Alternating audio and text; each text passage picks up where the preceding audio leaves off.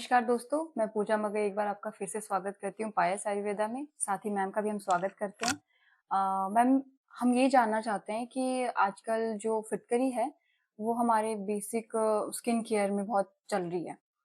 कोई बताता तो नहीं है हाँ, उसको कैसे इस्तेमाल करना है, तो हम ये जानना चाहते हैं कि आपकी जैसे मेडिसिन में भी फिटकरी का इस्तेमाल हो रहा है, तो एक उसका रीज़न और कैसे यूज़ किया जाए, वो हम जानना चाहते हैं कि किस तरीके से उसको यूज़ किया जाए?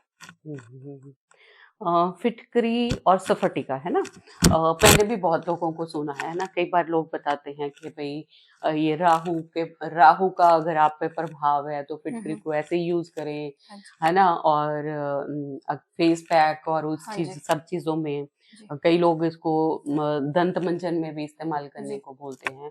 तो फिटकरी अगर कहीं आपको बाहर लगानी है ना? अगर मुझे कहीं जैसे मुझे ऑरा क्लीन करना जी। है, जैसे बहुत लोग बोलते हैं कि आपको राहु के प्रभाव से या हम लोग जी। बोलते हैं नज़र दोष है, उसमें अगर हमें फिटकरी यूज़ करनी है तो हम फिटकरी को एज़ इट इज़ लेके उसको पीस के यूज़ कर सकते हैं, है ना? फिटकरी इसलिए भी यूज़ करते हैं, फिटकरी इतनी बेनिफिशियल होती है क्योंकि फिटकरी इज़ हाइग्रोस्कोपिक। तो जब हम इसको यूज़ करते हैं, जहाँ जी। नज़र दोष की बात करते जी। हैं, वहाँ पे हम इसको फिटकरी को पीस लिया और हाथ में लेके हम आपका ऑरा क्लीन करते हैं। क्योंकि ये हाइग्रोस्कोपिक है तो हुँ, आपकी एनर्जीज़ नेगेटिव एनर्जी आपके आस-पास जो भी आपका हुँ। ऑरा में होगी, ये उसको फटाफट से एब्ज़ॉर्ब कर ले। सेंधा जी। नमक हुआ और हुँ। फिटकरी हुई। ये आपकी एनर्जीज़ आपके ऑरा में से नेगेटिव एनर्जीज़ को बहुत जल्दी अट्रैक्ट करके उसमें उसको निकाल देती हैं। इसलिए जितने भी हम बच्चों के या कोई भी नज़र दोष के लिए बात करते हैं, हम लोग बोलते हैं कि फिटकरी अपने आस-पास से घुमा लीजिए या घर पे भी आप घुमा लें, तो ये जी। सारी नेगेटिव एनर्जी एब्ज़ॉर्ब कर लेती है, फिर आपको इसको फ्लश कर दीजिए। जी। तो कहीं पे भी इसका एक्सटर्नल यूज़ है, जहाँ पे भी इसको मुझे कहीं लगाना है या इस चीज़ के लिए मेरे लिए यूज़ करना है या जी। पोछा लगाने के लिए यूज़ करना है, जी। तो आप इसको सिर्फ़ पीस के यूज़ कर सकते हो।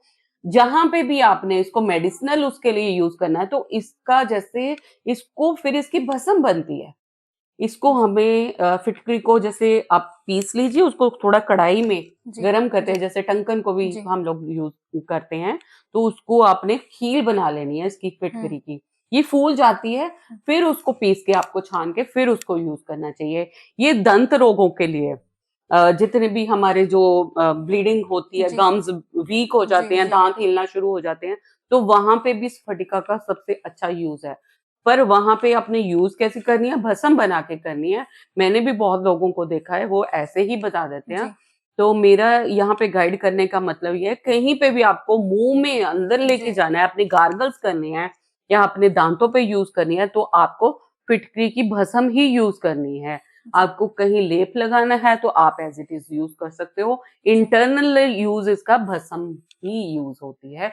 एज़ इट इज़ आप नहीं यूज़ करोगे क्योंकि थोड़ी-सी तीक्ष्ण होती है, जी। तो आपके अंदर जाके ये प्रॉब्लम क्रिएट कर सकती है। तो ये मैं बहुत लोगों को ये भी बोलती हूँ कि अगर आपने कोई ऐसी चीज़ें रिकमेंड भी करनी है, तो थोड़ा उसकी स्टडी कर जी। लीजिए। कोई भी ऐसे ही उठ के है ना आजकल सिर्फ़ पढ़ा, नुस्खा लिया और बताना शुरू कर देता है, जी। जो कि बहुत डेंजरस है जी। बहुत लोगों के लिए। हालाँकि मैं बहुत सी चीज़ें नोटिस करके मैं साथ-साथ डालती रहती हूँ जी। कि अगर टंकन यूज़ करनी है ऐसे करें, बहुत सारे लोग हैं, बेर पत्थर ऐसे करना है।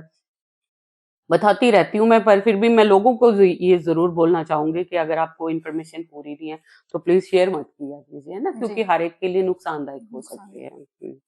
Thank you so much ma'am, हमें फिटकरी कैसे यूज़ करनी है उसको बताने के लिए।